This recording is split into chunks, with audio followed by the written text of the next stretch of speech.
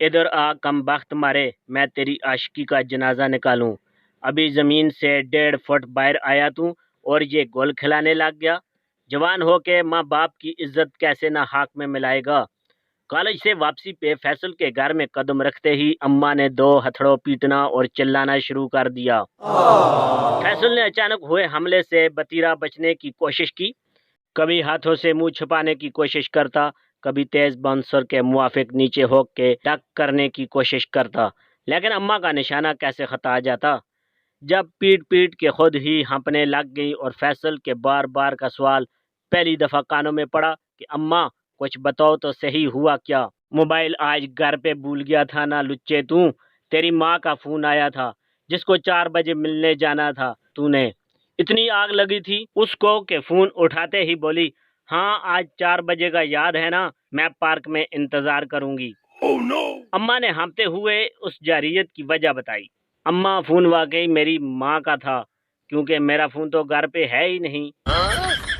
ابا بھول کے گئے ہیں اپنا فون، فیصل نے اپنا فون جیب سے نکال کر دکھاتے ہوئے کہا۔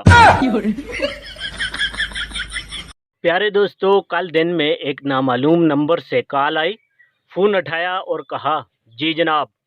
دوسری طرف سے کوئی خاتون تھی، بولی، جی کے بچے صبح ناشتہ کیے بغیر کیوں چلے گئے آفس؟ کتنی بار کہا ہے رات کی لڑائی کو صبح بھول جایا کرو، لیکن تمہیں سمجھ نہیں آتی؟ آج تم آؤ صحیح گھر، تمہاری طبیعت صاف کرتی ہوں۔ تیرے بچوں کا خیال نہ ہوتا تو کب کی تمہیں دفعہ دور کر چکی ہوتی۔ ارے بس کر، رلائے گا کیا؟ وہ خاتون نان سٹاپ بورے جا رہی تھی اور میں ہکا بکا سوچ رہا تھا کہ یہ کون معصوم عورت ہے جو مجھے اپنا میاں سمجھ کر کلاس لے رہی ہے۔ ادھر دو منگنی کا بھی دور دور تک کوئی سین نظر نہیں آتا۔ وہ ذرا رکی تو میں نے کہا، محترمہ آپ نے شاید رونگ نمبر پہ کلاس لے لی ہے، لیکن میں آپ کا شکر گزار ہوں، 2 منٹ ہی صحیح مجھے شادی شدہ والی فیلنگز آ گئی آپ کی کلاس سے۔ کہنے لگے، بھائی میں بھی کوئی شادی شدہ نہیں ہوں، بس دل کی تسلی کے لیے رونگ نمبر پر مرد کی آواز سن کر کلاس لے لیتی ہوں تو عجیب سی تسکین حاصل ہوتی ہے، اس کو کہتے ہیں شدید کنوارے۔